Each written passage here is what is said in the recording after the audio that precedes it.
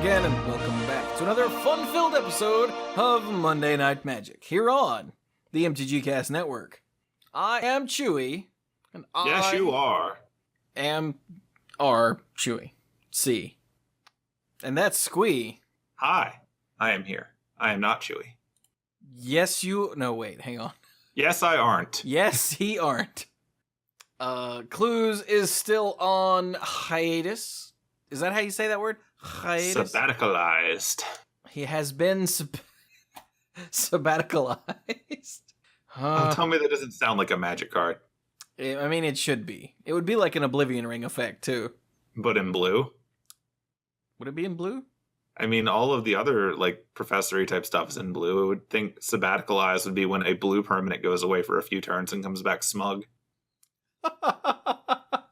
I see what you did there. All right, then. So, let's see here. We have to start off this episode with a quick note. Apparently, the Eternal Weekend coverage websites weren't actually updated to reflect who won. Yeah, what we talked about in the order we hit them last week was the order things were at going into top 8. Yeah, that was just the top 8, not in any sort of particular order, I don't think. So, that said, the Ravager Shops deck that won the Vintage Eternal Weekend was the one piloted by Andy Marketon. And the Legacy Eternal Weekend was won by Hans Jacob Goddick's Sultai Delver deck. So that I'm going to guess that was either Bill's phone or the small parasite that's embedded in my brain. It was the sound of the Sultai Delver deck. Oh, okay. Oh, look, now we have, top 8 profiles with pictures and... Oh, they just needed time, I guess. I get. We don't have time to give you time. We record on Mondays, man. It's like they don't even care. Get with it, Card Titan. Admittedly, this is like Eternal Weekend, people. They're not in a hurry. That is true. Oh, well. So, sorry about that, but not our fault. And only one person called us on it, so apparently, no one cared about Eternal Weekend. So there's that. Okay. That's last week. For this week, we have GPs, more GPs, just the 3. So we begin with Grand Prix Hong Kong, which had 727. What he said.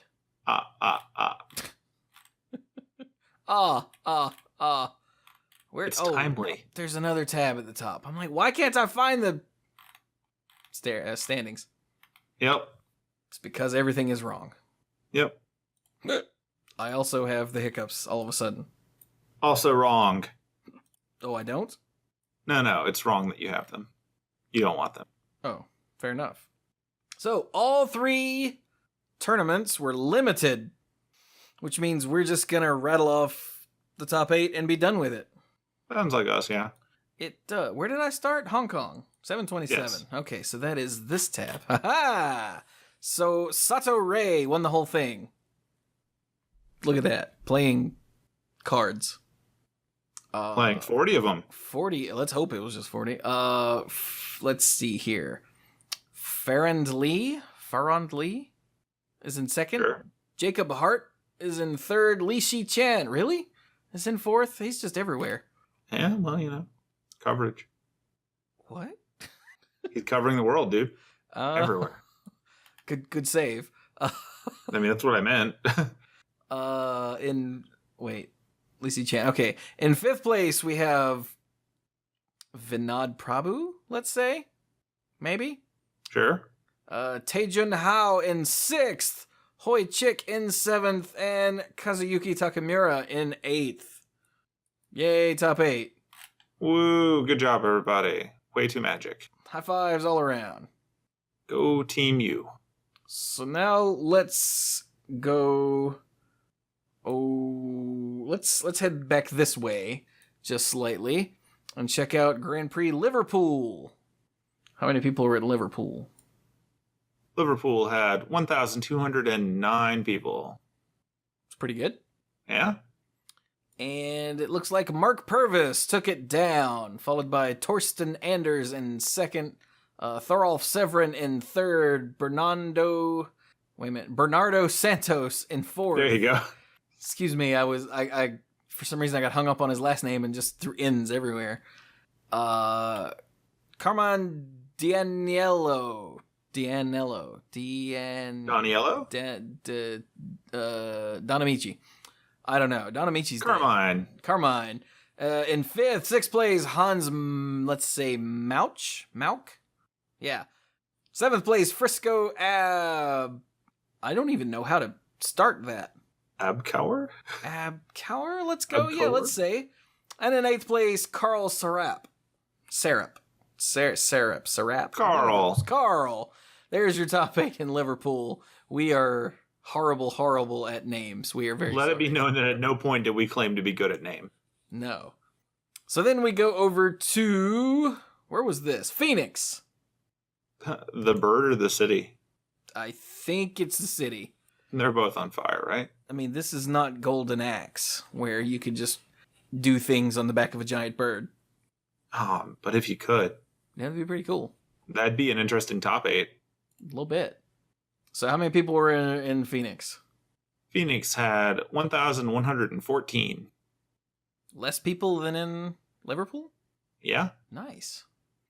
And it looks like Sean Miller took it down, beating out Reed Duke, who ended up 2nd.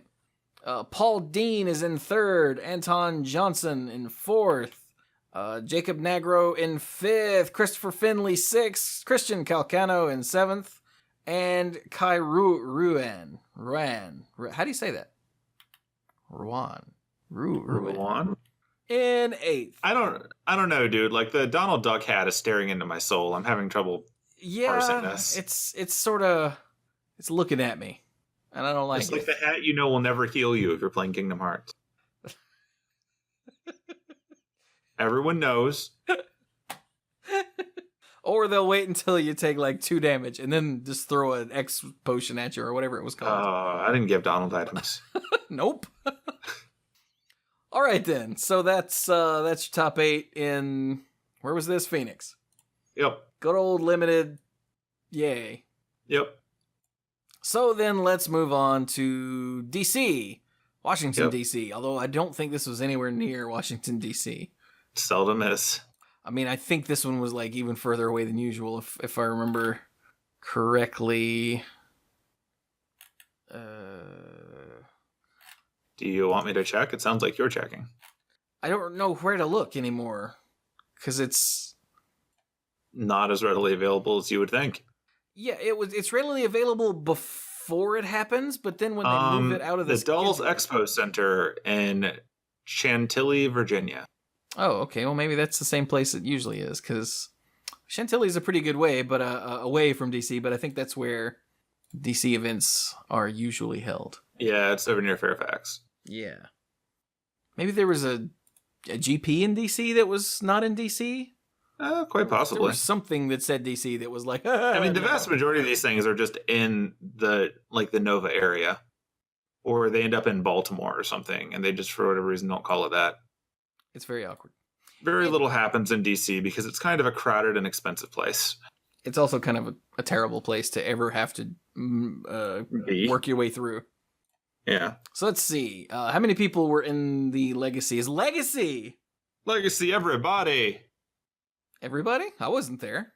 No. Everybody pay attention. It's Legacy. Oh, We don't get to do this often. It's important. it's true. I wish Clues was here because he'd be excited. Would he, though? He'd be excited that there's something going on with Legacy. It's a rare treat now. That and there's no miracles. So yeah, he would actually be super. I would dig this. Yeah, it was 535 people in the Legacy Open. Seems kind of low. Well, some of them were the Grand Prix. Fair These are enough. both in the United States, between Phoenix and DC. So there is a day 2 metagame breakdown for this event. Wanted to start there. That makes sense. Out of the 123 players that made day 2, 16 were running Grixis Delver, 15 were running a 4-color control deck, 9 were on lands, 8 were on Storm, 8 were on Sultai Delver, 7 on Sneak and Show, 6 on Death and Taxes, 5 on Elves, and then from there it drops down to the 4s and 3s and 2s and 1s. So that's, that's a thing. Yeah. And there were a lot of 4s and 3s and 2s and 1s. like a whole lot. Diverse metagame. Yeah, it looks like Legacy's pretty alright. So let's see who won. John Goss won, playing Esper Deathblade. So how about that? Good old Esper Deathblade. Yeah. In second place, we have Matthew Vuk, one of those, running a Punishing Abzan deck. Got that nice little one of Ramanop Excavator there because, you never know. Sometimes you need a snake cleric. Nope, Naga Cleric. Yeah, it's weird that they differentiate that. Especially when most of the art just looks like a snake. Yeah. I think I remember somewhere seeing Rosewater acknowledge that, not necessarily that it was a mistake, although he might have, but he acknowledged that there was a bit of a disconnect between Naga and Snake that possibly shouldn't have been. Right, because so many other times when you have crossover things, that doesn't work that way. Yeah. But whatever. In third place, look at this. Bob Huang is running Grixis Delver. Imagine that. He's all over the place. Like, something coverage throwback. Apparently. In fourth place, Richard Cox is running Colorless Eldrazi. Gotta love that. With the 2 copies of Sorceress Spyglass making its way into his board. Yeah. It likes to show up in old format. Yeah, handy dandy little card there. In fifth place, Caleb Scherer is running Storm. The Ad Nauseam Tendrils version, of course. Yep. Look at all that Storm. Not a lot of variety in Stormland. In sixth place, Ryan Lesko is running Teamer Delver. And... Really, Browser? In seventh place, Benjamin Nikolic is running Grixis Delver. And I want you to look at this list, Bill. Okay, Grixis Delver. Ooh, I like this card. Yeah, apparently he managed that's a Deckmaster deck. Yeah, apparently he managed to finish 7th with no cards. That takes skill. It does. Like, this is like a 60-card meta, but he pulled it off. It wasn't enough to get the finals, but it got him to the top 8, and I respect that. Yeah, there's some sort of issue with his deck list on the site here, so it's just blank. Yeah. In case anyone's going, huh? And then, if they fix this, which I doubt, but if they fix this, that's what we see right now. Yeah. And then in 8th place, Matt Karanda is running a blue-white control deck with the super popular Search for Azcanta, although I haven't seen so much of that in Legacy. Yeah. I've seen a lot of it in Standard, and it's popping up here and there in Modern, if I remember correctly, but Legacy, huh? How about that? Yeah. Seems good. So there you go. There's your top 8.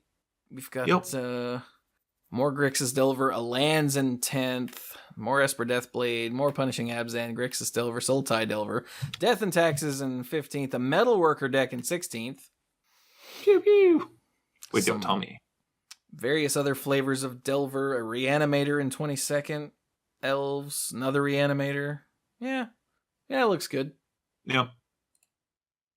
It's also worth pointing out that was the only Metalworker deck in day 2. Made the top 16, ban-worthy. Or top wherever I just was. I accidentally closed it. It was in the top 32, though, wherever it was. Yeah. Nice. So let's stick with Legacy and go to the Legacy Classic. Yep. Where 119 people playing. And Terrence, let's say Comella won with Burn. Wait. Good old Legacy Burn. Set all the things on fire. Don't bother to ask questions, because asking questions takes away from setting things on fire. In second place, Matthew Dilks is running lands. Yep, that's a lot of lands. In third place, Oren Ginsberg is running another Punishing Abzan deck. In fourth place, Chris Cornwall Shield is running Metalworker. Anytime you see the Ugin, it's a good day. Ooh, there's a Sweltering Suns in there. Check that out. Still a weird card name. A little bit. In fifth place, Steve Newcomb is running a colorless Eldrazi deck. In sixth place, Chris Hawker has the aforementioned 4-color control. That's a good word. Aforementioned. Yeah. I like it. In 7th place, Brad Palmiero is running Infect. Because, you only need to hit for 10. He's got a Nissa Steward of the Elements in there, though. That's a neat trick. What is... Oh, it's conspiracy version. I'm like, which version of Berserk is that? Oh, yeah. It's so weird. I'm tripping on Nissa Steward of the Elements in this deck.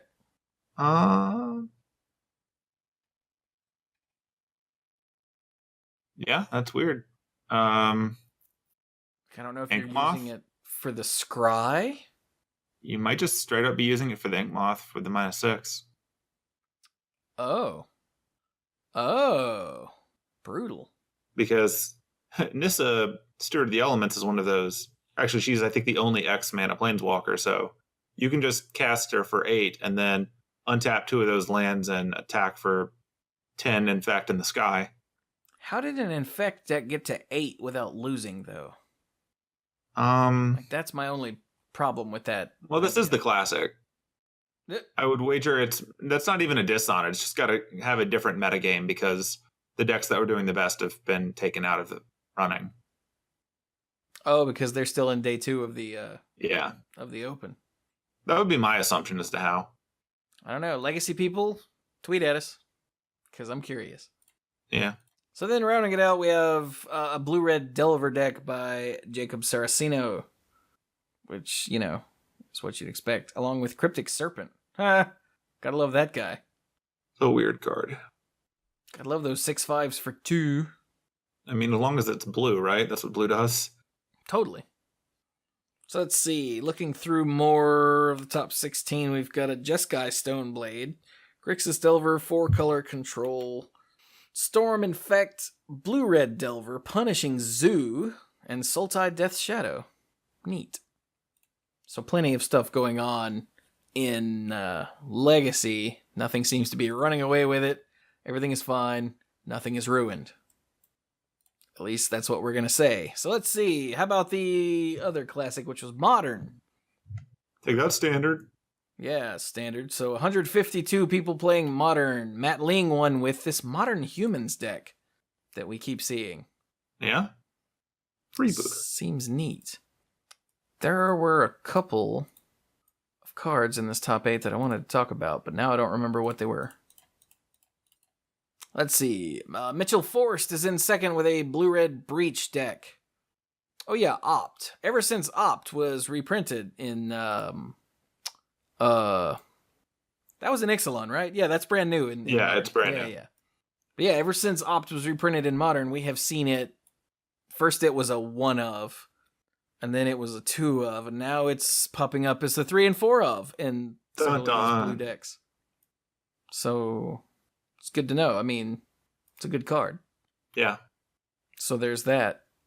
In third place, Thomas Lee is running Eldrazi Tron. Did I miss one? No, I didn't. Okay. No. The Eldrazi Tron deck is, what you'd expect. Yep. In fourth place, Alex Cans, one of those, is running a blue-red Gift Storm deck. Because you gotta have Storm, because it's Magic. Also a non-rotating format. Yeah, it doesn't really get to go away. In fifth place, Paul Schultz is running Decepticons, also known as Affinity, but I hate that name. Yep. Robots. In sixth place... Disguise. Do what? Disguise. Yes. In sixth place, Zan Syed is running Infect with no Nisses, but that one of Distortion Strike is really funny to me. Yeah. That'll ruin someone's day. There's a Shaper Sanctuary in the board again. Neat. Oh, here we go. In seventh place, Timothy Taylor is running a deck called Jeskai Tempo, which I think this is a deck we've seen before, but I don't remember this name. So it's got Spell Queller, Geist of Saint Trath, Vendilion Click, Nimble Obstructionist, which is neat. And then Snapcaster Mage, of course. A Johnny Vengeant, and then your usual red, blue, white assortment of nonsense. Cryptic Command, Electrolyze, Bolt, Helix, Logic Knot, Path to Exile, Remand, and Serum Visions. So what exactly makes it tempo? Is it just because it's got aggro and control and they don't want to call it mid-range? Maybe? I mean, I guess you're running Cryptic Command and that can be enough, but it's just sort of weird. It's like, that one of Nimble Obstructionist, man. Clearly, countering those triggered abilities, it's important. Huh? There's also a Field of Ruin in this deck, which I just find funny. Yeah. Like, blow up your non-basic, and then we both go get a card. That's nice. Yeah, I don't know. But there you go. There's the deck. And then you think the Field of Ruin is there specifically to take care of people running Blood Moon and stuff? What? Like, it's a... No, I guess it wouldn't because it's non-basic, so it would lose that ability in response. Never mind. Thinking it through. Oh, okay. I was trying to think of, like, why you would spend the time doing Field of Ruin, like, what land you want to wreck in Modern. I mean, I'm sure there are plenty. Oh, I'm sure there are, too. I'm just trying to think of what they are. Like, I mean, I'm not questioning its inclusion. Like, I mean, there's the good old-fashioned, oh, I got them, they don't have their mana this turn when they wanted it at minimum, but... Yeah, I mean... Just looking at the top 8, you've got one of your 5 mana thing, or not 5 mana things, your 5 mana creature type things in the humans deck. You've got Tron, of course, any number of lands that do things. In second place, there's the Desolate Lighthouse. It kills man lands. It kills the Infect land that you just called out. And my brain is completely the Ink Moth. There we go. Yeah, that's fair. It's probably in part there for that, too. That makes sense. Oh, and then, hey, look, in 8th place, there's Eldrazi Tron by Sean Park. Yeah.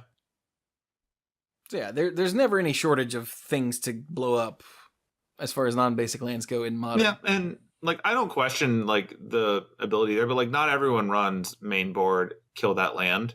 So I would usually just try to figure out why this deck does and another one doesn't, and it might just be flexibility. Because it's a tempo deck. Clearly. Let's say. The best part of tempo decks are when you and your opponent don't actually go down on lands.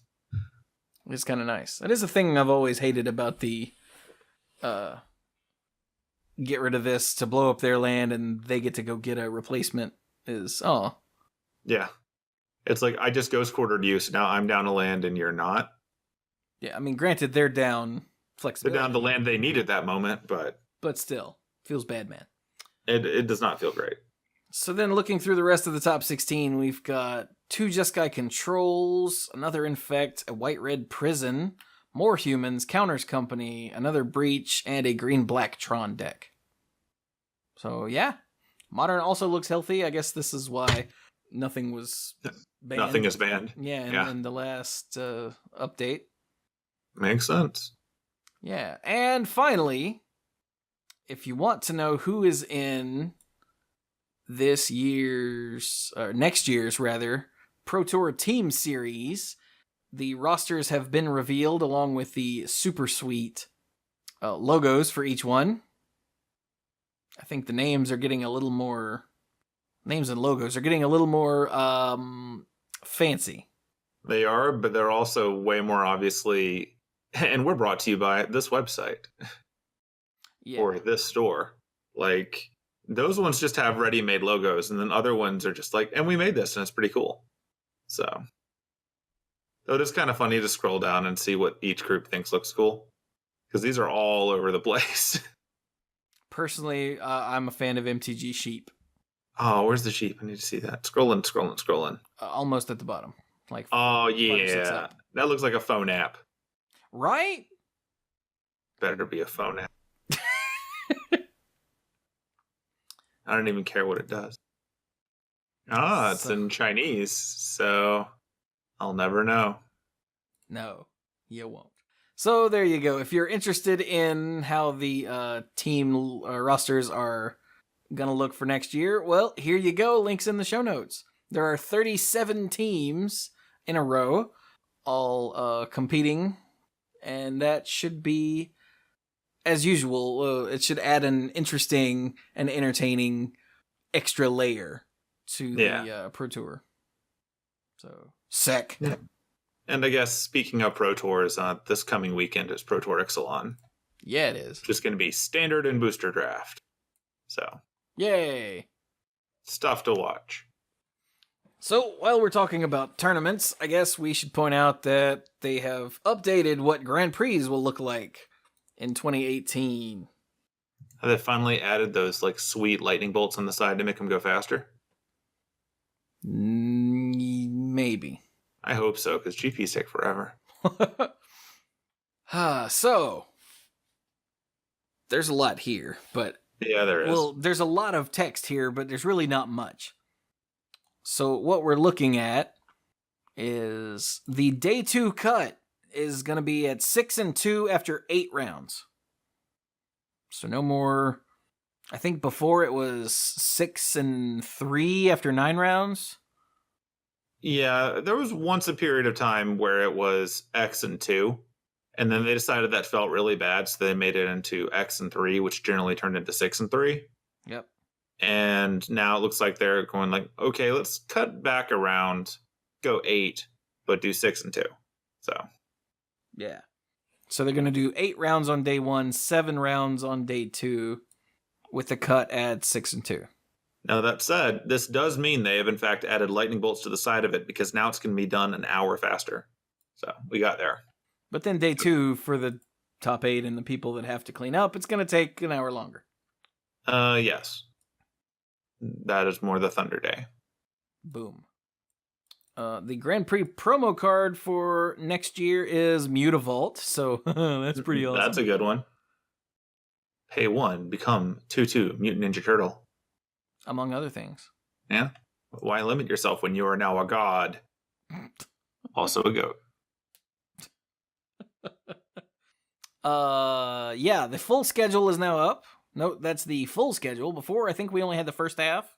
Yeah. Yeah, so now we have more than half. In fact, we have both halves. Yeah, we have whole. Yeah. Let's see. How many legacy events are there? 1, 2, 3, 4. Nope. Oh.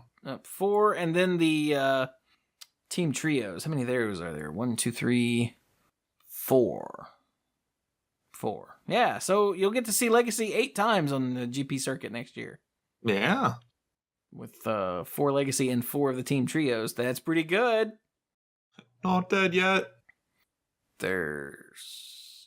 How many? Let's see. Team Limited, we have 1, 2, 3, 4, 5, 6, 7, 8.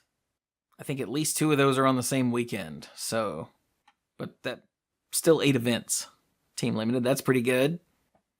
And then there's one here that's listed as Team Unified Modern. And then a little while later, there's Team Modern.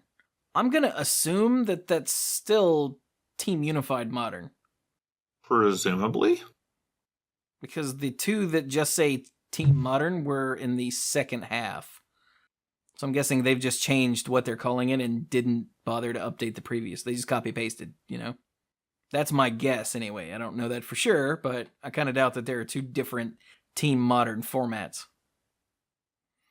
So yeah, if you want to check this out, see what's near you, what's going to be worth going to, then that's in the show notes, of course.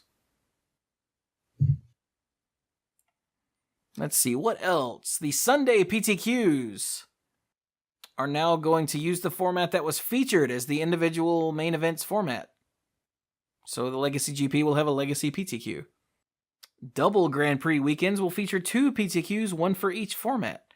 Didn't they make like a big deal about not matching those up last year? I think that was the idea, yeah. I think what they probably encountered was that expecting people to play 2 different formats in one event is also a bit much. Yeah. I mean, mind you, that's what SCG does now, too. Let's see here. There will be some differences in PTQ formats for Grand Prix with team main events. From January until May, the team format main events will be team limited PTQs. After May, Grand Prix with team format main events will be individual limited PTQs. Okay. Good to know. Yeah. And then the RPTQ scaled invites have changed. If you want to know that, go, you either know already or you can click on the link in the show notes. And then the RPTQ promo is Noble Hierarch with new Matt Stewart art. Yep. Which is very pretty. Noble Hierarch. Still really good. Turns out it is. Oh, the Mutavault has John Avon art, of course. Yeah. I mean, it's a land. Yeah. That's how it works. So there you go. GP changes for next year are well underway. What else is going on? The Ixalan Store Championship. That's actually a neat play, Matt. Yeah. So, the champion gets a champion playmat with the full map of Ixalan on it, which is really cool. Yeah. And it very much looks like both an old, fantasy type map and also the kind of thing that Wizards of the Coast probably publishes all the time for D&D. Yeah. So why not use it? Also, I don't think I would want to go sailing on the Stormwreck Sea. Probably not. I mean, I guess if that's the only way to get to the Sun Coast and buy overpriced DVDs, not really much left. What, too soon? Is that place going out of business yet? Probably. I haven't seen one in a while. Suncoast. What was it called? No, wait, what was the name of that place? Suncoast? Like its full name? Yeah, because Googling Suncoast, I don't get anything. Suncoast Entertainment Store? I mean, if Suncoast Motion Picture Company. There you go. Oh, no, apparently it's still... Wow, in December 26, 2009, Transworld Entertainment Corporation decided to close about 150 stores nationwide. And by 2009, there weren't that many of them left to start with. But yeah, it's been purchased and shifted around a bit. For those of you who don't know, Suncoast was, and I guess apparently still is, a store that heavily peddled in DVDs, movies like, the Dawn and Blu-ray, all that stuff. And this is where we went when we bought this stuff before we either got it on demand or we bought it online through Amazon and whatnot. And Suncoast suffered pretty heavily from the fact that during like the heyday of video piracy, your choices were go spend like $20 to $30 on a DVD at Suncoast or acquire it through other means. And it had a really hard time making those, shopping mall rent when that's the world that they're competing with. I used to go to Suncoast all the time because they had the most anime. And yeah, that was back when you spent like $30 a disc or $35 a tape and all that kind of stuff. See, I never went to Suncoast very much because they always seemed like they were more expensive than everywhere else. So I just went everywhere. I mean, they were. They were. Like, that's not even an illusion. The only place that was more expensive to buy stuff than Suncoast would be if you were to go to like Barnes and Noble, try to buy stuff in their section. Because then it's always like MSRP plus like 20% so that they can do a sale later. Yeah, don't go there either. Just don't do that. For that purpose, yeah. Anyway. But yeah, that's a tangent. This is on a map. Back to the Store Championship. The top 8 in the Store Championship get a Rivals of Ixalan art deck box. So, whatever. And then, if you participate in the Store Championship, you get a Rivals of Ixalan full art card. And this is really... Which one? This is really neat. It's Galta. Galta? It's Galta. Yeah, I'd take that as Galta. Galta Primal Hunger. Delicious. 10 green. And it's a legendary creature, Elder Dinosaur. Elder Dinosaur Highlander. Yep. Because you're not running 2 of these. So it costs 12. So, of course, it's a 12/12. Yeah, I mean, that just goes to reason. Yeah, it has Trample. Better. And, even better, it costs X less to cast, where X is the total power of creatures you control. Woo! So you're saying GG12 Trample? Yeah. Potentially. I'm saying you should crew your vehicles before you cast Galta, is what I'm saying. That would be wise, yes. Just do it. It's not like you have to tap creatures to cast it. It's like, no, you just have to have them. And it's pretty great when you can tap something to crew, like tap 2 things to crew a vehicle with power 3 or 4. It's like each of them gave you 2 mana. Yeah. It's pretty It nice. kind of reminds me of the Moss Bridge Troll a little bit. Just for the get a ridiculously giant dude if you already have a lot of power on the board. Like, the functionality is very different, obviously, but that's the card that came to mind for me. Is it bad that I don't remember the Mossbridge Troll? Mossbridge Troll was back in Innistrad, or not Innistrad, in Shadowmoor. The other Dark Spike place. And it was the 5 GG for a 5/5 troll that would always be regenerated if it was to be destroyed. It just had that as an ability.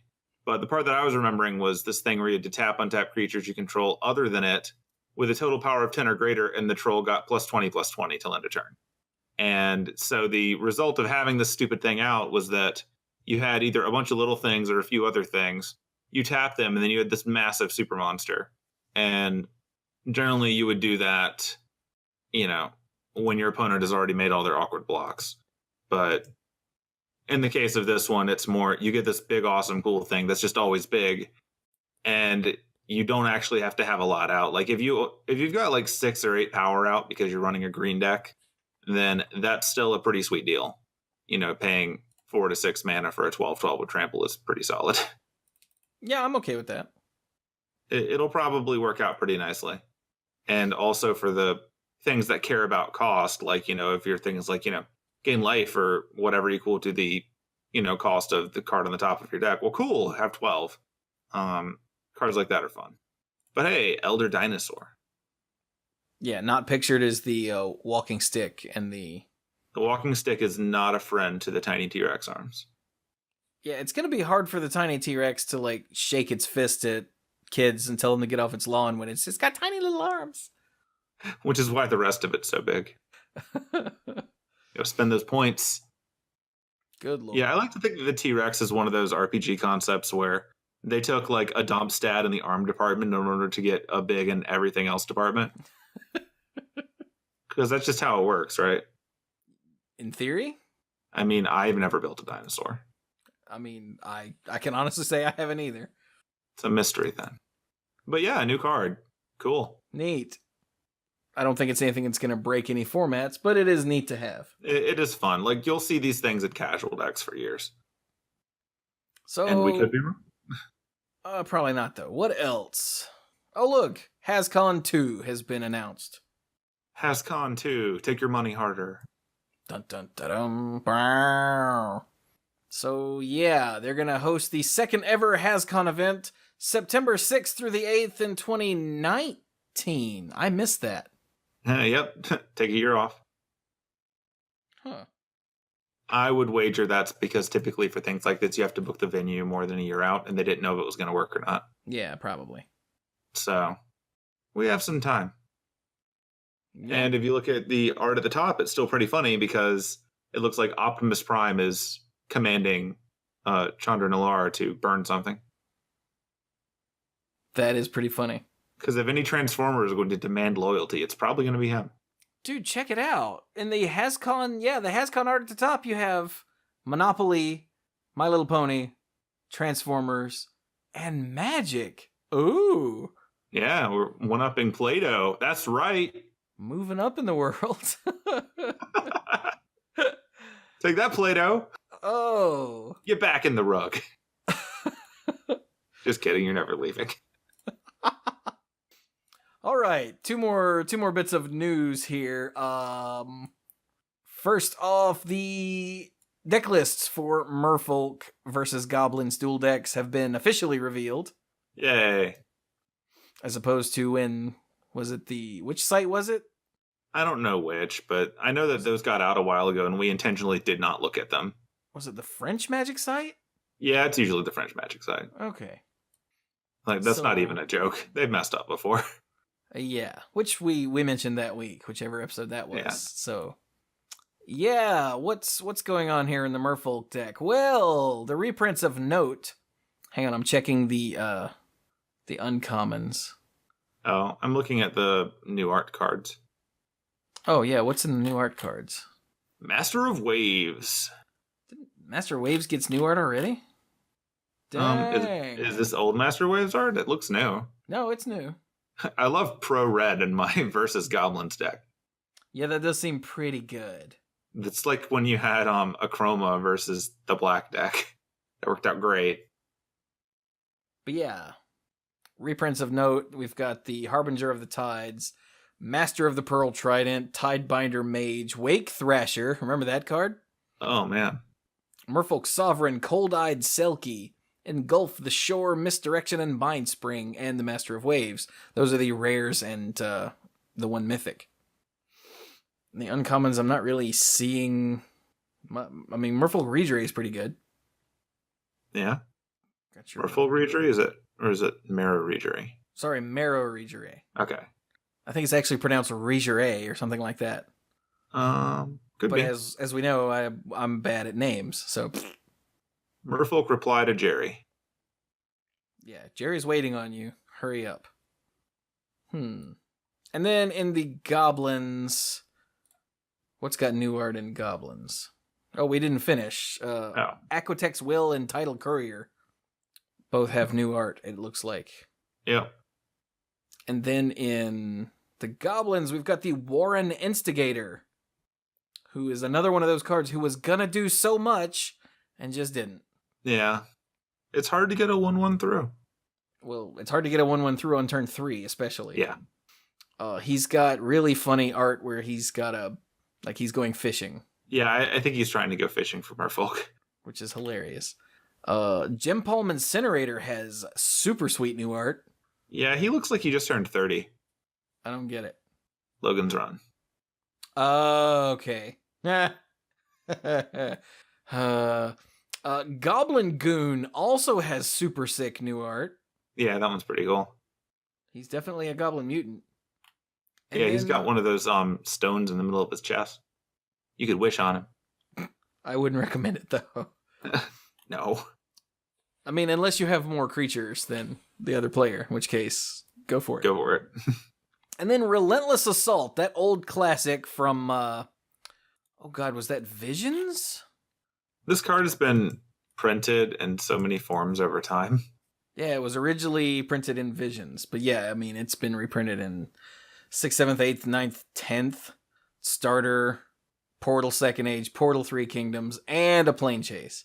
And not to mention it's one of the effects that they like to throw on red rares once in a while. Yeah, but this was the first time they printed another combat step. Like, this is when I was playing the first time, and this card was printed. We all lost our mind. We're like, oh my god! It's sick the first time someone does it. Yeah. I thought I was okay, and then they attacked for 37. I don't even know how they got an odd number the second time around. Oh, because you blocked that one thing. Yeah, once. Yeah. Last thing I did. And so, yeah, it's got, going back to its roots, it's got new Goblin art. Yeah. Because the original had Goblin art. Because Relentless Assault, of course it's Goblins. Yeah. And let's see. Going for reprints, we've got, Goblin Ringleader. Check that out. Goblin Grenade. Let's see. Goblin Diplomats, Rabble Master, Chieftain, Raise Runners, Krenko, good old Krenko, Battle Squadron. It's Battle Squadron. Because that's hilarious with 12 ass loads of goblins. Yeah. Brittle Effigy, which is totally a way to kill the Master of Waves. Goblin Charbelcher? That's funny. Huh, weird. I don't know what it's going to do other than hopefully kill something. Yeah, I mean, you're only hoping to hit, like, a card, maybe two, and then a mountain so that you kill whatever you're shooting at. Relentless Assault, and then the Warren Instigator. It is running Ghostfire as well to knock out 3 copies of Ghostfire to knock out the Master of Waves. So yeah, the Pro Red is annoying in combat, but you have ways to deal with it. Mm-hmm. I also appreciate that they're running 2 copies of Tarfire because it's a Goblin deck. Oh yeah, man, you gotta have Tarfire. Because goblins. Because goblin. Not sure how to call this as far as dual decks go. I think this would be one of the ones that you'd have to play. Because I think it falls into that classic category of which one of these decks starts doing its job first, and then it wins. Yeah, that's what I'm trying to figure out which one that's going to be. It looks like goblins are trying, as always, real hard to just get in there first. I think the blue one's too split. Like the red one, everything is going towards that one goal. And then, if you get close, well, Charbelch to victory. The Merfolk deck seems to be doing a few different things because you've got things like your Scroll Thief that are just trying to get cards. But I don't know, dude. I still feel like it's going to be one of those things where too many games are going to be decided when the blue deck hits Master of Waves on time and just wins. But that will not always be the case. The good thing is, if you manage to kill him, though, all of his stupid elementals just and vanish. So that's always nice. Yeah, they don't linger around because you have more of them or anything. Krenko Mob Boss. Look at that. So there you go. This is lots of players were complaining on the internet. No, that lots of cards weren't reprinted in these. But the duel decks aren't there to reprint legacy staples with shiny new art. They're there to let people play the game. Yeah, they're there to be two decks that you play against each other.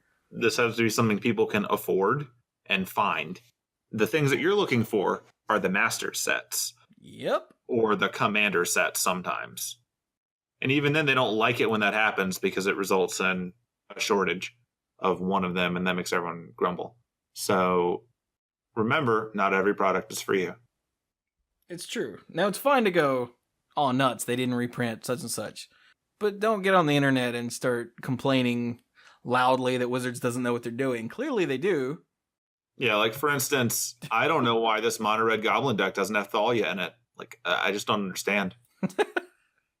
Well, that's slightly more ridiculous than I was going for. Yeah, I know. But yeah. But anyway, there you go. Links are in the show notes, of course, where you can check out the sweet new art on these goblins and merfolk. I like the little description at the top, which is, they're not black tea versus green tea different. We're talking more like a pack of angry chihuahuas versus a stately owl in a graduation cap different. I mean, I don't have anything to add to that. I appreciate that phrasing. Pretty good. All right, and then finally, in the news section, we have information regarding the MTG Arena closed beta. What? On the internet. Yeah, so, first things first, they're going to be doing a stress test on November 3rd.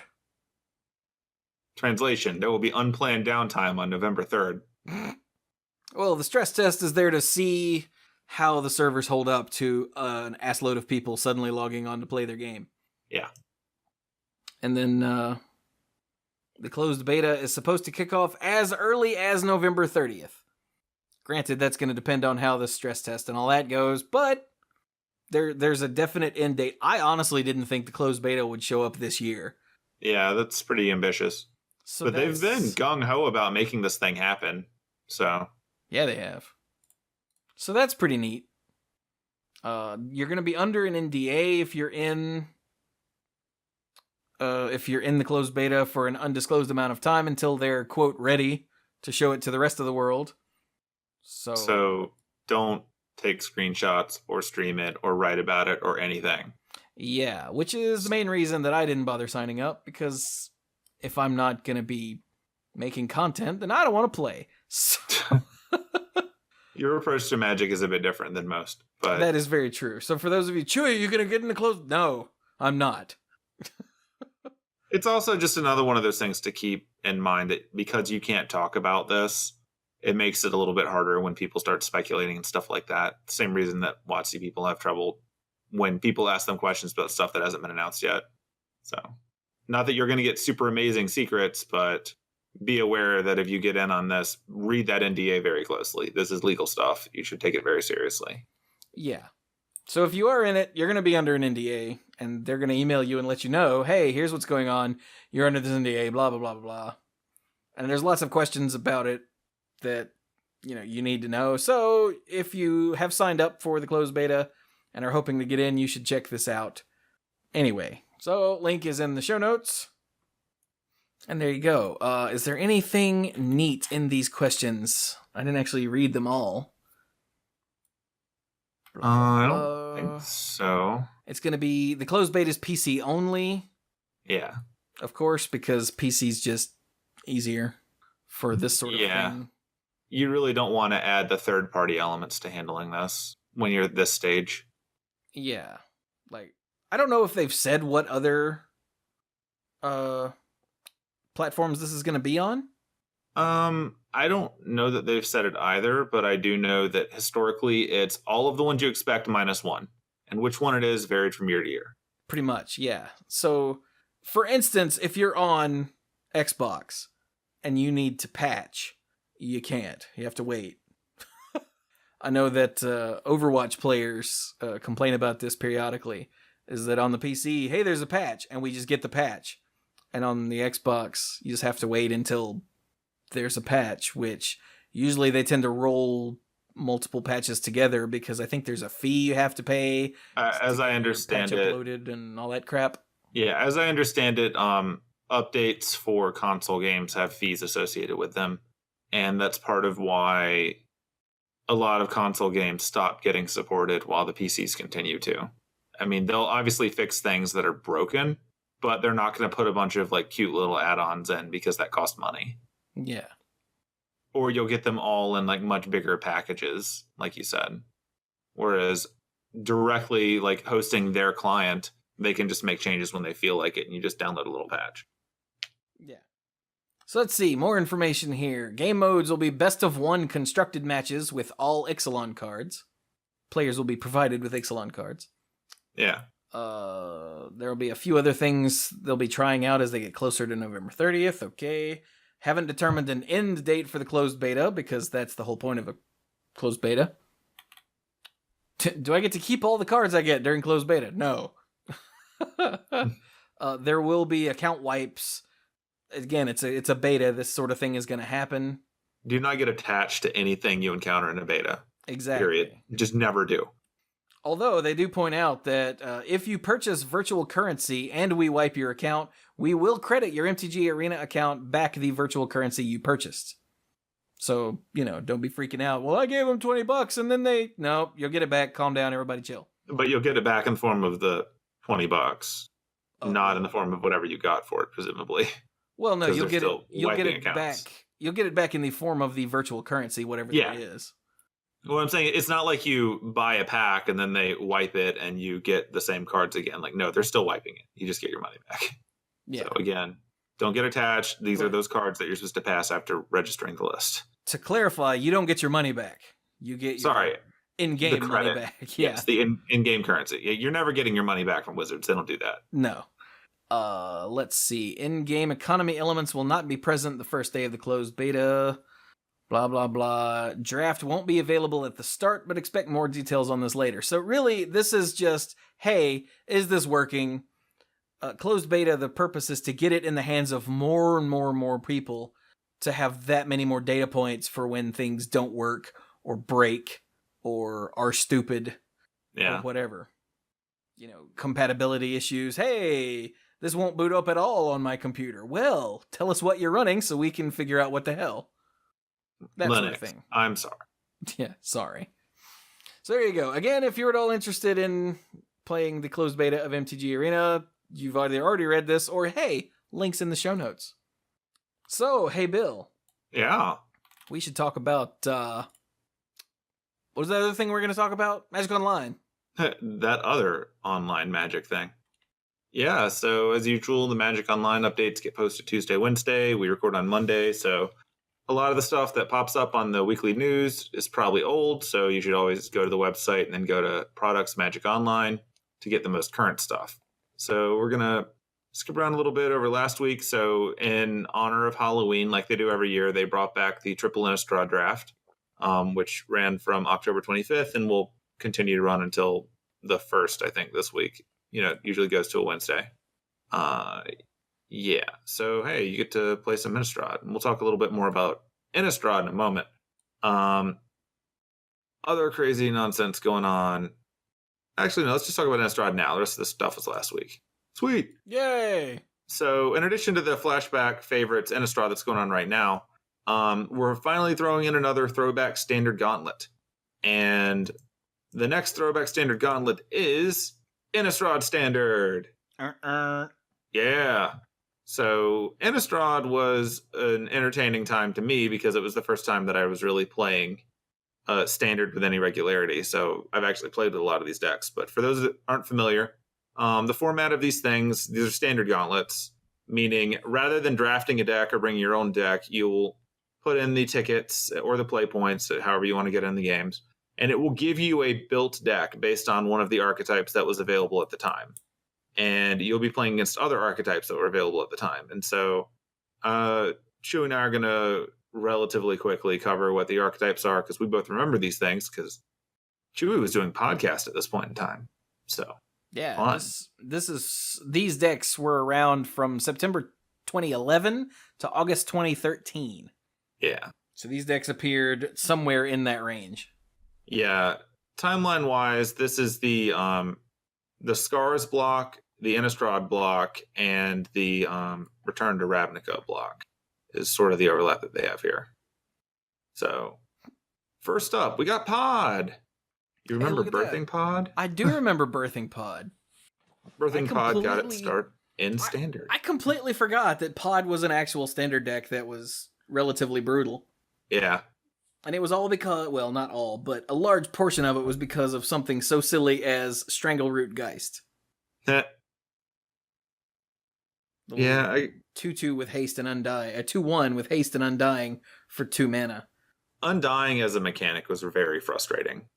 If you haven't been playing long to see this, the whole idea behind Undying is that when the creature dies, if it didn't have any +1/+1 counters on it, it comes back to the battlefield under its owner's control, but now it has a counter on it.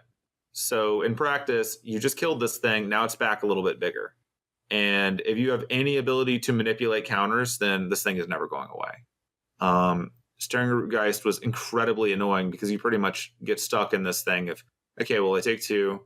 Okay, well, now I'm going to kill it. Okay, now I take 3. And then it's just awful. It feels terrible. And so the Birthing Pod deck's entire idea for the Birthing Pod itself is that you're going to pay some mana and or life as needed, because Phyrexian mana was a mistake then too, and sacrifice a creature. I'm sorry. Yeah, so you sacrifice a creature and you search the library for a creature card with converted mana cost equal to that creature +1 mana cost. So you get something a little bit bigger and you put it on the battlefield, and then you shuffle. And you could only do it anytime you cast a sorcery. You pretty much do it once a turn, but you fill your deck with cards that have enters the battlefield effects that take advantage of this, so you don't really lose that thing that you chucked before as you get more things. And mind you, these are dies effects. Either one works. Yes. Or in some cases, both. Solemn Simulacrum. Yeah, there's a lot of that.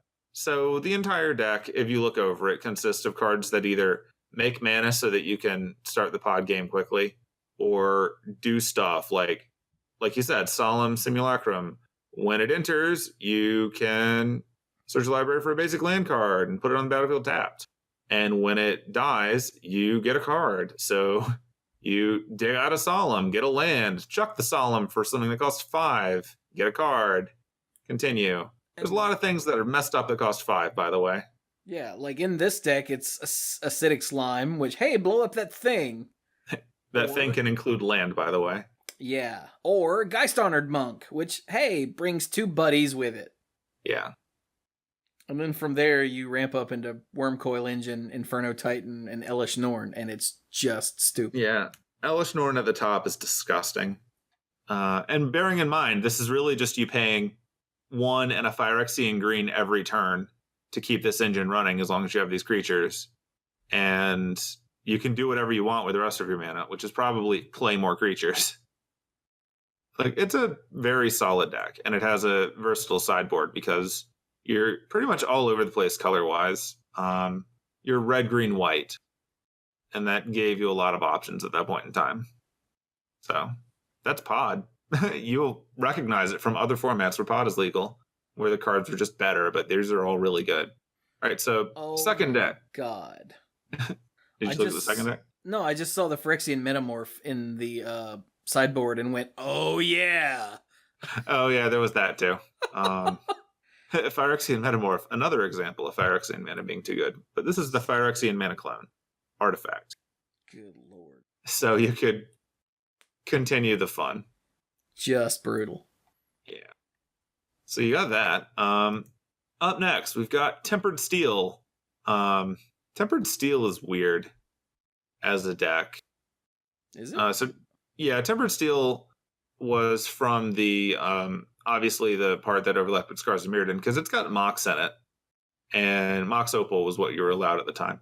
And Mox Opal was very easy to get online Metalcraft wise, but it was very common to see a Tempered Steel deck because it's running all of these things that sort of play like Affinity, where they cost very, very little.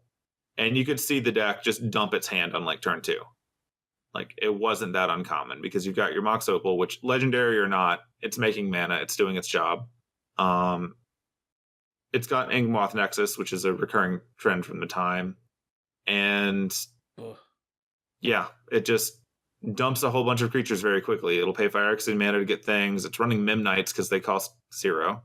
And you can do stuff with them. Like, the whole deck just pukes itself out really quickly. And that's called Tempered Steel because the Tempered Steel enchantment, 1 white, artifact creatures you control get +2/+2. Well, when you've dropped a whole bunch of creatures on turns 1 and 2 by just, scattering across there, and then you can get Tempered Steel in line, you're swinging for 6, you're swinging for 8, you're swinging for 10, your opponent's dead. Like, it doesn't do much. And then Dispatch, when you have Metalcraft, is... Dispatch was so stupid. Pay a white, instant speed, exile that creature. Like, it's sick. Yeah, I once saw a guy do something stupid like Memnite, Vault Scourge, Signal Pest, and then Mox Opal. I guess you only needed one of those. So let's say he went turn 1, Memnite, Signal Pest, Mox Opal. Tap the Mox Opal because he's got Metalcraft. Yeah. Play the Glint Hawk, bounce the Mox Opal, play the Mox Opal, and then tap it for another 1-cost thing. And I'm just sitting there looking at him going, you done? Like, I'm not being sarcastic when I say that I have seen games where they dumped their hand by turn 2. Oh, yeah. Incredibly doable in this deck. They would keep hands that only had 1 land in them because they didn't need more than that. Yeah, because that's all you really need. Like, land were the one thing that they couldn't play more of a turn. So... And then the Etched Champion, once you get a Tempered Steel out, the Etched Champion is just, well, I guess I'm on cleanup duty. Yeah. Yeah, and as noted in here, Team Channel Fireball put together a Tempered Steel deck appearance where 4 of them made the top 8 at Worlds 2011. And I remember watching this, because this was about the time I started actually watching coverage. And it was crazy, because you just watched them drop their hands at the beginning.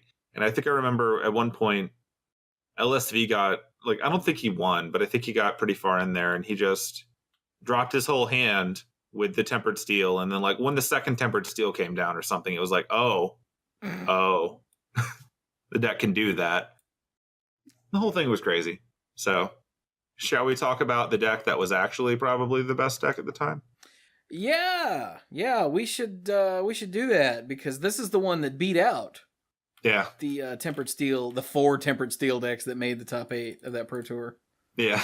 So Wolf Run Ramp was built around, obviously, ramping and Kessig Wolf Run, a relatively unassuming land that, it taps for, colorless, who cares? But for X, red and green, and tap, target creature gets +X/+0 and gains trample till end of turn. That seems like, oh, okay, well, that's just a giant inefficient use of mana. But there are so many things that you can do when you're ramping and you have that kind of mana lying around. It makes every time they attack with a creature lethal. Like, yeah. Because there's no timing restriction on that. So when your deck is running, just going down the creatures, Solemn Simulacrum, which we just mentioned, was just great. Huntmaster of the Fells, like the best flip card at the time. That wasn't an uncommon. Weird as that is. Or a common. Yeah. Like, that's sick. Prime Time, Primeval Titan. Like, this is where Primeval Titan ruled the day. Primeval Titan, the short version is it drops 2 lands when you cast it. It drops 2 more when it attacks every time it attacks. There's no restrictions on the lands that can go get. So you could play your prime time and then go get, all the mana that you need. But typically, when you're ready to end the day, you get an Inkmoth Nexus and a Kessig Wolf Run. Yeah. And the Inkmoth Nexus turns into a 1/1 flying effect creature. So when you've got all this mana out and you attack with your 1/1 flying effect creature and they can't block it, they're dead. You just pump it. Even if they can block it, they're probably dead. Yeah. Yeah. Because bearing in mind, while it's doing all this, you're still getting hit with a 6/6 Primeval Titan who tramples. And this deck's also running Inferno Titan, and it's running Thrun, the you can't deal with this. Yeah. And why not a 6 slime? Kill whatever they think they're doing. You can Green Sun Zenith your way into more prime time or whatever you need, really. Slagstorm clears the way. Whip Flare clears the way. Yeah. Yeah, it was just insane. This version is actually Kibler's deck. That Hearthstone player. That he won Pro Tour Dark Ascension with. Yeah. Didn't that guy learn how to Google or something? No, he never did. Oh, well, I mean, as long as you can outsource that. Yeah, the Wolf Run decks were so prominent that when they did the From the Vault like Magic 20 thing, this Kessig Wolf Run was the card to represent that year, and it's justified. Like I ran a variant on this. Lots of different versions. Like there's Wolf Run Blue, for God's sake. Yeah, and that was the one that I played. Oh, okay. And that was sick. The Wolf Run Blue deck had the luxury of also running some busted miracles nonsense because it just did everything it wanted to. But yeah, it's all just messed up all the way across the board. Also, it has Karn in the sideboard because why not? You're ramping. You do what you want. So, okay, so moving along so we don't spend even more time on every single deck. Hey, Delver, that never went anywhere, right? Delver? That's a legacy card, right? Legacy, Vintage, Standard, Modern. If it were there, it would have been extended. About the only place Delver didn't shake things up was Limited. And even then, it was annoying when someone actually got one working. Yeah. But yeah, Delver of Secrets, the unassuming common that went on and took over the world. Yep. And this deck is running such classics as Invisible Stalker with Runechanter's Pike. Oh, God. Do you remember me talking about Runechanter's Pike at the time? Maybe. I used to draft Runechanter's Pike because it would table every time because no one wanted to deal with it. So when the deck took off, I had like 20 Runechanter's Pikes. It was hilarious. Because the card is like mediocre in draft, but it's insane in a deck that's running 4 sorceries and 16 instants. Yeah. You just slap it on a Delver or an Invisible Stalker and they just die because it's ridiculously efficient at upping power. But yeah, you're also running Snapcaster Mage, Mega Man. You're running Geist of St. Traft, and you're running Dungeon Geist to be your control creature that also flies and does 3 damage. It's like a giant fairy. Oh my God, I'd forgotten about the... And this is going to sound sarcastic, it's not. The powerhouse that was Vapor Snag. Yeah, it was that kind of meta. That card is actually... Between Vapor Snag and Gut Shot, you could do horrible things for 1 and no mana. Yeah.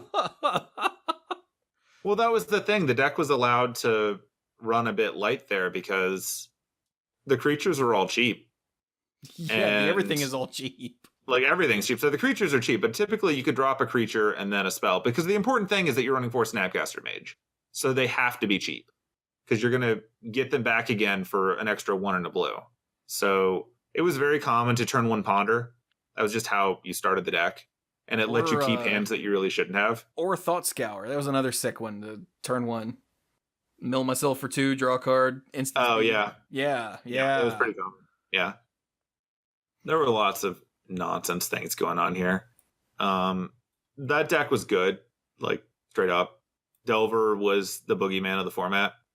You could make arguments over whether or not it was the best, but it was in contention for as long as it was legal.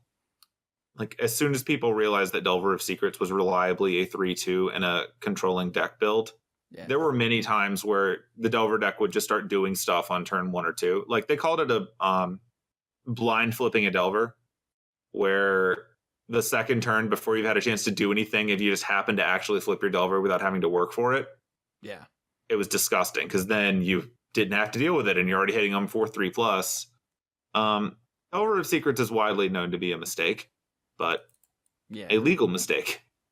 And a 3/2 with evasion for 1 mistake. It says in the opening paragraph here that in the first half of the year, there were 7 standard Grand Prix, and Delver won 6 of them. Yeah. So, there's that. Yeah. But then we have a deck that's more my speed. Rakdos Aggro. Yeah, hell yeah. Yeah, this is great. One of those decks that just appealed to me. This was running serious aggro zombies. Gravecrawler, a 2/1 for 1 that comes back. Diregraph Ghoul, a 2/2 for 1 that enters tapped. Geralf's Messenger, another Undying card that just everyone hates you. Yeah.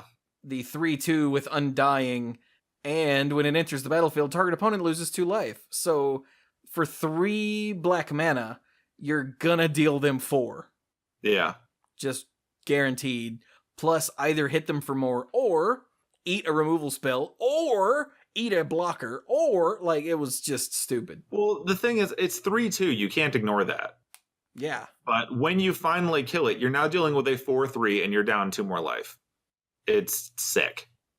Yeah. So obviously you want to run cards that let you do that at will, like Falcon Wrath Aristocrat, which lets you sacrifice creatures. Yep. It was very common to get to the end and they're like, oh, you're at 6? Cool. Sack my messenger. Okay. Sack my other messenger. Cool. Fly and hit you. It's got haste. Falcon Wrath Aristocrat is probably the most terrifying thing with 1 toughness since I've been playing Magic. Because it doesn't die as much as it should. It really doesn't. Because it can also eat creatures just to become indestructible. Yeah. Just because, you're going to try to kill it? All right. You don't. Yeah. And then while we're on haste, there's also Hellrider. Yeah. And, of course, one of Bill's favorites, the Thundermaw Hellkite. Best dragon. This deck was stupid. This deck does not block.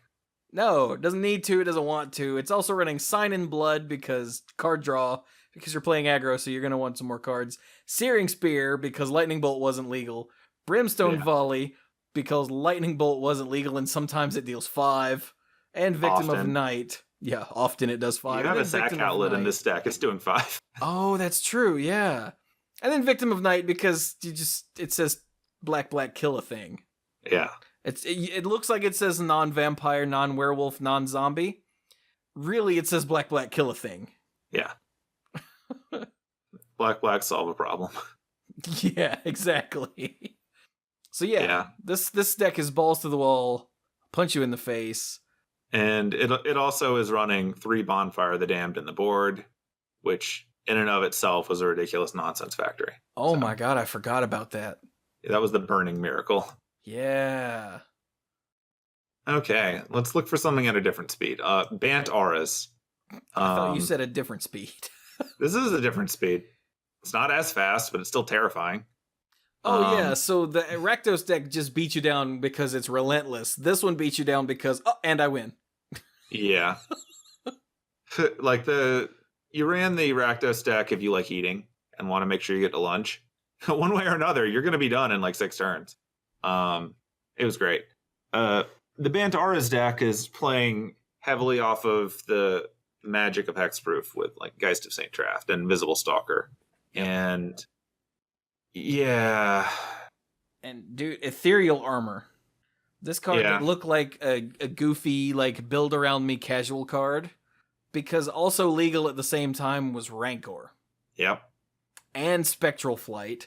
And even Curiosity and Abundant Growth. So you could throw Abundant Growth on one of your lands, draw a card, and you cycled it for 1. That's all you did. It was insane. And then later it upped your Ethereal Armor, because Ethereal Armor says enchanted creature gets +1/+1 for each enchantment you control and has first strike. But it only costs 1.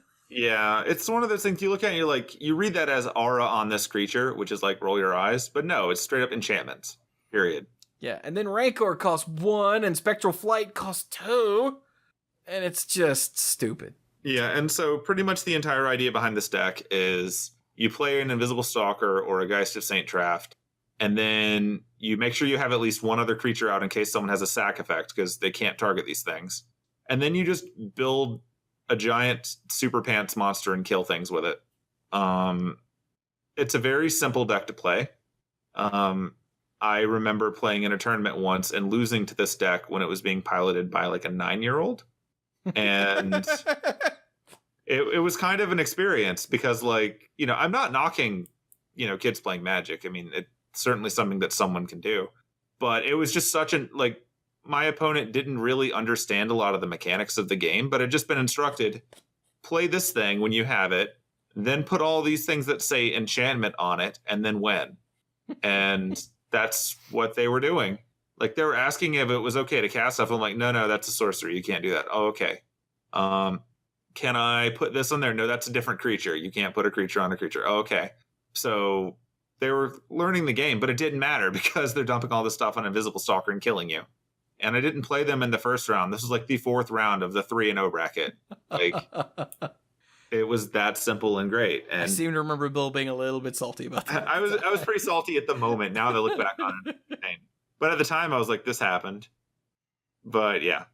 So if you're looking for something a little simpler, and by simpler, I mean, you only kind of have to know how Soul Bond works. Magic Online will take care of it for you. Don't worry about it. Yeah.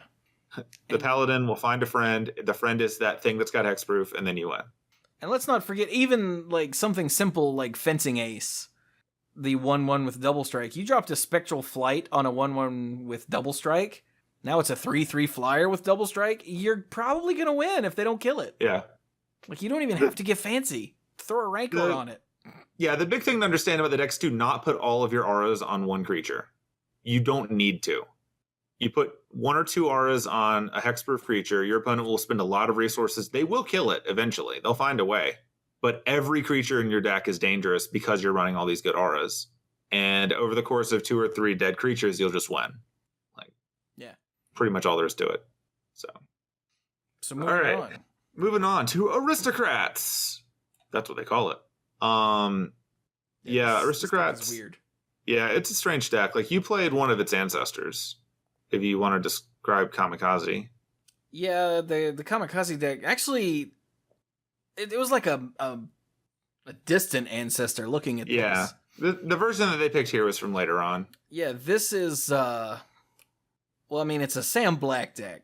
Yeah. So everything interacts with everything all the time. Yeah, you build critical mass with every card. Like, just every card in it is really good and gets you ahead. It's really the only way to look at it. Like, your Doomed Traveler is an amazing 1-drop because when it dies into a flying spirit. Your Champion of the Paris just grows forever. Your Cartel Aristocrat just beats forever and doesn't die because of its sack another creature to give it protection from the color of your choice. Your Knight of Infamy is just good. It's pro-white exalted 2/1. Your Silverblade Paladin gives stuff double strike. Your Boros Reckoner is stupid. Yeah, Boros Reckoner. Do you remember this card? The Reckoner? Yeah. Yeah, Boros Reckoner was the go-to best card in red, even though they ran it in white decks. Yeah, like, it's the Get Reckoner. It's a freaking... Yeah. So it's a 3/3 for 3 white-red hybrid. And whenever it's dealt damage, it deals that much damage to target creature or player. And you could give it first strike. So no one wants to attack into it because you're just going to deal that damage to someone else. Yeah. And no one wants to block it. In order to block it effectively, you've got to put more than 3 damage on it, or the first strike will probably take care of what it is. And if you're putting like 2 or 3 creatures in front of it to kill it, like, yeah, you killed it, but you're going to take all of the damage that you're throwing at it too. Yeah, it's just nuts. Like, you just read it and you're like, well, that doesn't seem... Yes, it does. Trust me. Yeah. And then, of course, you got Resto Angel. Yeah. Resto Angel's crazy, and we'll talk about her in a sec. Yeah, she's only a 1 of in this deck, but she'll get bonkers in a minute. So this version doesn't have the other things that I associated with aristocrats. Like it doesn't have the whenever creatures die drain a life things. Yeah, like I said, that's why the kamikaze decks were Yeah, you're right. a distant was, ancestor. yeah. I guess this is what it turned into once all those other cards came out. But that wasn't really what I thought of as the aristocrats deck for a while. Like it doesn't even have the other aristocrat. So yeah, this is just like the Blood Artist is the one you're thinking of. Yeah, this one is just all of these super sick creatures, Lingering Souls, Orzhov Charm, done. Oh, and Vault of the Archangel, because sometimes you just win. Yeah. Good. Okay, so Esper Control's up next. Esper Control's a deck that I have played. Esper Control really took off when Return to Ravnica came out, because that gave us access to Sphinx's Revelation, which was arguably the most powerful control card we'd seen in some time, by virtue of X, white, blue, blue, gain X life and draw X cards. Yeah. Sphinx's Revelation decks typically drew themselves out entirely, and they could. Because they would gain enough life and draw enough cards and run enough control that they could do that. Like, I mean, they were running Forbidden Alchemy to dig stuff up. They were running like this one's only got a single Snapcaster Mage, but they typically had more of those. You had Augur of Bolas, who was there to, again, it's all card selection all the way through. You got your Lingering Souls to, stick around and buy you time as they block stuff. You could straight up throw a Curse of Death Hold on your opponent and they just wouldn't get tokens, which was critical at the time when everyone was running Spirit tokens. Yep. But, obviously the big face of the deck is the fact that you're running 1 Sorin Lord of Innistrad, 1 Tamio the Moon Sage, and 2 Jace Architect of Thought. And these planeswalkers with so much card selection and so much control will get their ultimates off. It does happen very frequently. And once you get there, you're just going to control them out. Like, it's really hard to come back when your opponent has done Sphinx's Revelation for 6 at the end of your turn. And they will, because they will not die. They will somehow stick around and not die. And then the other way that they actually kill you a lot of the time is they just mill you with Nephalia Drownyard. Because, again, they can... Nearly everything in this deck is done at instant speed. Yeah. And they could straight up be the draw go deck when they want to. It'd be like draw, activate my planeswalkers, go. And then stop what you're doing, bam. And if you try to, grind them out of cards, they're like, hey, thanks, Sphinx's Revelation for all these cards and gain some life back, and you're like... One of the most frustrating things was playing the mirror match for Esper Control. Oh, because God. Both of you will draw your deck. And it just happens. It was very much a thing that happened. Yeah. But... yeah, suffice it to say, we're not going to go too far into it. You know what control decks look like. This is one of the better ones. Does crazy nonsense. Okay, so up next, Junk Reanimator, which is probably the most Innistrad-y of decks, because it plays around with the graveyard and a bunch of other big dumb stuff. So the main focus of Junk Reanimator is playing a whole bunch of mana dorks and ramping. And part of the ramping is also dumping cards in your graveyard. So you've got your Arbor Elves and your Avacyn's Pilgrim. These are both single green, either tap for a white or untap a forest, which in practice is still ramping you. So you get some early mana. You pretty much have to mulch on turn 2 or use Grizzly Salvage on turn 2. Both of these reveal a bunch of cards and let you dump the rest in your graveyard. You'll get 1. And then the rest go in the air. You're intentionally filling up your graveyard as early as you can.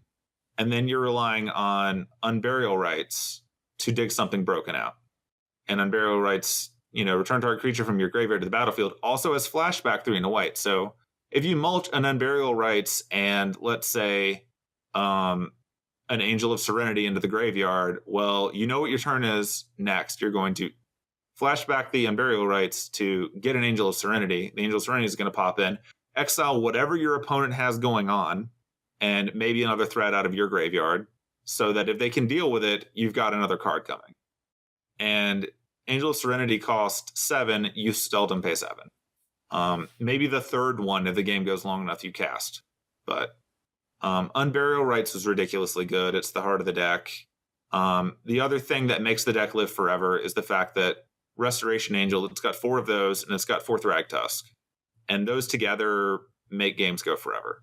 Because Thragtusk gains you 5 life. When it leaves the battlefield, you get a 3/3 beast. Well, you cast your Thragtusk, or you animate it in.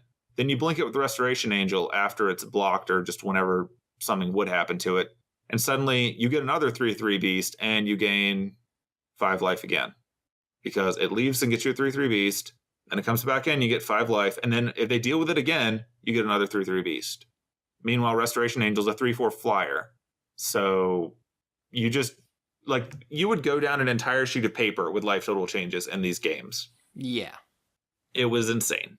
And if the game went long, you could do like a horrible Resto Angel tricks with Fiend Hunter or even with Angel of Serenity. You couldn't do it with Angel of Serenity. You couldn't? Because it's non-angel. Or did you mean Angel of Serenity with Fiend Hunter? It is non-angel. Yeah, they did that so that they can't blink each other and cause a loop. Oh, okay. I was like, wait, why does it say that? Okay, I remember now. But you could use Angel of Serenity to get back Resto Angel. Right. In its weird way.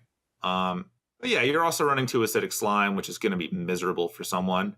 The 2 Fiend Hunters, like the reason that they changed the templating from Fiend Hunter is because of Restoration Angel. Yeah. It was very easy to exile something and then in response to it coming in, blink it so that the going away trigger happens first, blah, blah, blah. End result, their thing is gone forever.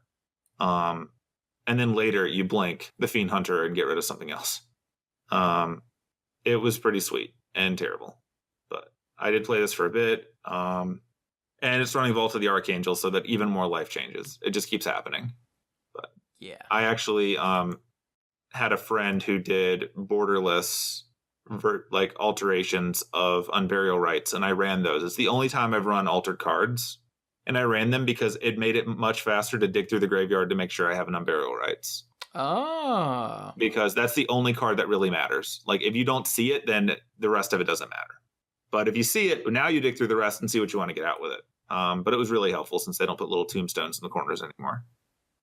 And continuing on, Jund doesn't really need a qualifier. Jund is the best cards in red, green, and black. Yeah. And Jund was rocking 4 Thragtusk, that messed up thing I just told you about. 4 Huntmaster of the Fells, 3 Olivia Voldaren, the Mighty Dong, and 3 Scavenging Ooze as its creatures. But it was most importantly running 2 copies of Garruk Primal Hunter, who, for 5 mana, made a whole bunch of beasts and drew you a bunch of cards, and then made worms if it felt like it, but for the most part, it didn't last that long.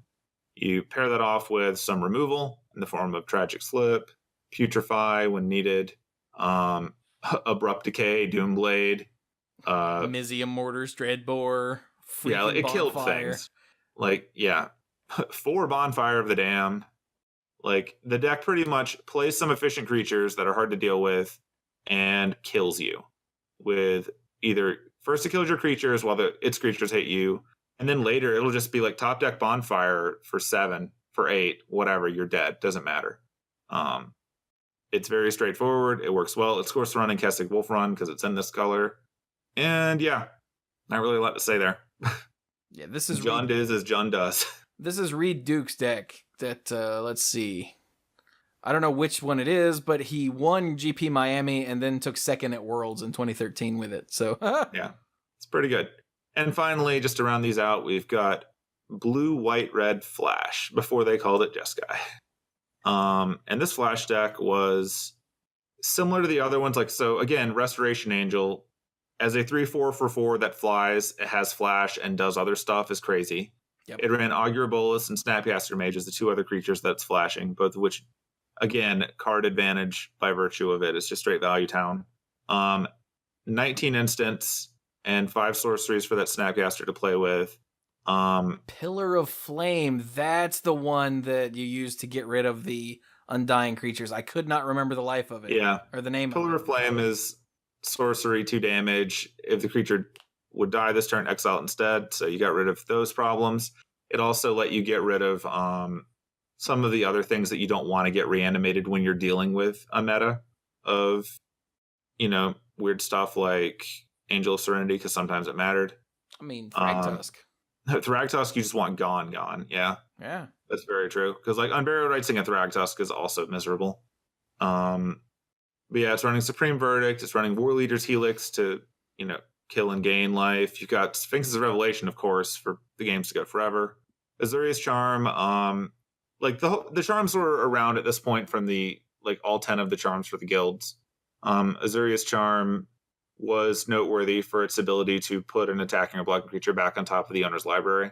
Yep. And that's enough. Like really and truly, depriving them a draw and setting them back, especially when people are running R's and stuff, was enough. The Izzet Charm was also there primarily for its ability to counter non-creature spells, but occasionally killing something. And then draw 2, discard 2 is great when you're playing with Snappy Ass Animation. All the modes were good in all these cards. Yeah. Think Twice was running around because you love drawing cards. Syncopate is there, no, you don't get to do that. Counterspell is great. And by this point in time, we have the Ravnica Shocklands are back, so the mana was really good. It's just a really solid control deck. Yeah. And when everyone's running Sphinx's Revelations and stuff like that, the ability to also actually have some creatures to recurringly attack with was pretty significant. And so that's 8 fairly different decks, even though they're running a lot of the same cards that you can play in the Throwback Standard.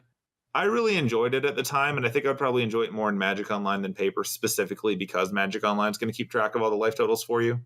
I swear we ran through so much Paper. It took forever. Everyone hated Thragtusk Rescue Angel, but you pretty much had to run it if you were in those colors because it was just better than anything else you could be doing. It was nuts. But yeah, you can do this online for November 1 to 8. So this Wednesday to next Wednesday. And yeah, you'll get one of these 11 decks, and then you'll hopefully crush your opponent. yeah, you'll get one of them, and then you'll find out what it was like playing then. And also, you might actually get a good feel for what a lot of Modern is like, honestly. A lot of these cards made it into Modern because it was one of the stronger areas of Modern. So, yeah. Neat. So there you go. Yep, and that's it for Magic Online news this week. Sweet. So, shall we wrap up? Let us wrap up. Okay, you can find me on Twitter at SqueeGoblinTheBob. There's no I in Goblin because I think it's still watching Stranger Things without me. Stranger Things Season 2 came out, which is awesome. Seen 3 episodes so far. I'm digging it. I'm also looking forward to watching Thor this week. And then that'll be great. I hope. And then in a few weeks, we get to watch the hilarity of DC releasing its Justice League movie the same day that Netflix is releasing the Punisher show. Really? Yeah, I have a feeling that the Punisher was probably pushed back in light of recent events involving gunmen. They never said that, but I doubt they would have planned that date. Yeah. But regardless, a lot of comic book stuff coming out this month. So yay, that's pretty cool. And then obviously next month, and I say next month because for a lot of you, when you hear this, it may be November. In December, we get more Star Wars and all that stuff too. So lots of nerd things. We won. But yeah, that's pretty much where I'm at right now. How about you, Chewie? Well, what about contact information and all that? I mean, I gave my Twitter. You did that already, didn't you? Yeah. Yeah, dude. Well, then for me, the I is in the upside down, so it's like an exclamation mark now. So it's hanging out next to a Metal Gear Solid guard. Could be. It's Just hanging out waiting- over that box because it's Just a great waiting on distraction. him to see something so it can pop up above his head. I imagine the I in Goblin makes that noise. Yeah. Right? So, yeah, you can find me anywhere on the internet. That is Anywhere. the Mana Pool. So Twitter, Facebook, over on YouTube, and playing Cuphead. And oh dear God, I love this game so much.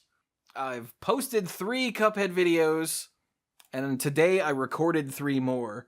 And I was really bummed that I had to stop playing because the camera battery died. No. And because, the camera battery is only good for probably about 3 videos of a normal length. And so I really didn't want to stop because the game is so much fun. And it is Nintendo hard, but like every death is my fault. That is reassuring based on a lot of things that people claim are Nintendo hard. Yeah, like every death is, I'm like, oh, of course, your first reaction is, damn it, that's not fair. But then when you use your brain for a second, you're like, oh, well, okay, I'll just do better. And then you die again, and you're like, okay, I see it. And then you do it again, and you're like, well, that was just stupid. And then you die again, and you're like, oh, I think I get it now. And that's how because it's primarily a boss rush game, you're just going from boss to boss, fighting them, you're just learning patterns. So you're gonna die. If you go in and like one-shot a boss, which I think I've done twice now, then that's insane. Maybe only once. I might have only done it once. I might be making stuff up. Then that's insane, and your reaction time is borderline inhuman. So, yeah, but you're meant to keep dying, and every time you die, it's a learning experience. Or it should be. If you're the type of person who gets frustrated easily about dying, you might not want to play Cuphead because you're going to die, and you're going to die a lot. And it's always going to be your fault. And if you can't handle that, maybe you shouldn't play it. Well, that's important to know going into a game, too. Yeah. Like, there's nothing wrong with deciding that you can't deal with that. It just means it's not for you. But it's so beautiful. Oh, my God. If you don't want to play it, but you still want to see it, go watch Chewie do it. You can totally watch me do it, because I am digging it. And let's see, after 6 videos recorded, I'm not quite done with the second world. So, yeah, it's going to be a pretty good haul. I can't wait to get the camera battery all charged, to get these videos posted, clear up the massive hard drive space because they're going up as 60 frames a second videos because it's so pretty. You have to see it at full frame rate. Oh my God, it's beautiful. Yeah, that's pretty much it for YouTube. Over on Twitch, I've been streaming stuff on, was it Sunday? Yeah, last night I streamed Hearthstone for, I don't know, 3.5 hours, including the epic tale of ordering a damn sandwich from Jimmy John's and then waiting on them to bring it to me. Freaky fast, my ass. Dun, dun, dun, dun. And, epic tale. And then I grabbed Haley from the Lair of Lore and we played Overwatch for like another 2.5, 3 hours. Just because. Yay. I mean, that's fair. Yeah, so all kinds of stuff going on. Once the Halloween event for Overwatch is over, which it'll be over in a day or two, I think. I think it ends with I assume it ends on the 1st. Yeah, it's supposed to end on the 1st, which means it'll probably end sometime on the 2nd. So once that's over, I will be looking to more different things to stream. I still want to do some Halo Wars, the old RTS game. I want to do those videos for you to play through the campaign, transition from that into StarCraft, the campaign. Yeah. Really what I'm feeling, some sort of like first person puzzle game, like a Portal or a Chromagun or I've got several on Steam. Maybe some more walking simulator. I enjoyed the park, even though that was a horror game. I want to do something else, like maybe the Stanley Parable. That seems pretty awesome. So yeah, all kinds of stuff planned. It's just a matter of having the time to get it all put together and do it, which is always the problem, of course. But those are the things I'm looking forward to doing in the near future over on the YouTube channel. The YouTube channel is, of course, youtube.com/themanapool. The Twitch channel is twitch.tv/themanapool. Oh, and the second weekend of November, most notably on the 11th of November, but probably I'll be doing some on the 10th and the 12th as well. But on the 11th, we're doing a dual channel live stream for charity. Myself and Lair of Lore, both of our channels will be playing multiplayer games. Okay, that was random. Like a piece of something just floated up in front of my face. Anyway, we'll be doing multiplayer games all day on that Saturday for charity, for Take This. And yeah, come hang out, throw some money at a worthy cause. I'm sure we'll get all deep and whatnot. Last year's Take This stream was very emotional. Yeah, I will not be playing World of Warcraft if we hit a certain threshold, but we're trying to come up with something that I'll do if we hit a certain threshold. Just because you people, apparently in order to be generous, I have to suffer. So That sounds about right. We'll come up with something. Oh god, maybe like if we. No, I don't want to say that because I might not do it. So. Yeah. But anyway, we'll come up with something. So probably starting the night of the 10th, I'll get the charity thing all set up. The 11th all day, and then I'm sure on Sunday the 12th I will be playing more to keep the charity campaign going. So that's twitch.tv/the Mana Pool. Second weekend in November. Good cause. Blah blah blah blah. It'll be awesome. Whew, and I just I've completely lost my voice, so I'm gonna stop now. If you would like to support what I do, go to patreon.com/the Mana Pool, because I do all of these streams and YouTube videos and 2 podcasts a week and the odds and ends and stuff. All of that, except for the recording of the podcast. It's a one-man show. I do all the work. And since I do still have the stupid driving gig, I don't have the time to get it all done, but I'm working on it. So if you want to help support what I do with all of this stuff, it'll be more once I can stop doing the driving job, I assure you. Go to patreon.com/the Mana Pool, where you can get stuff early, Mana Pool episodes and YouTube videos. You can get the early stuff and the odds and ends, all the stuff recorded before and after both Monday Night Magic and the Mana Pool. And you can get your name on the end slate for all the videos that go up in each month, and read off on all of the podcasts for that month. Speaking of which, I would like to thank the following extremely generous people: Kim Ho, Andrew Hunt, Al, Lands Delicious, Timu Hellasharju, there we go. He told me how to pronounce it once and I forgot. Hellasharju. Daniel Hall, John Morris, Stuart Slaw, PJ McMullen, Bosco Bertain, Casey, Nathan Hay, AJ Javieres, Cody Buckowing, Jacob Jansons, who was my guide through World of Warcraft, and yet I still love him. Jason Kaus, Gothic Man, that's Patrick.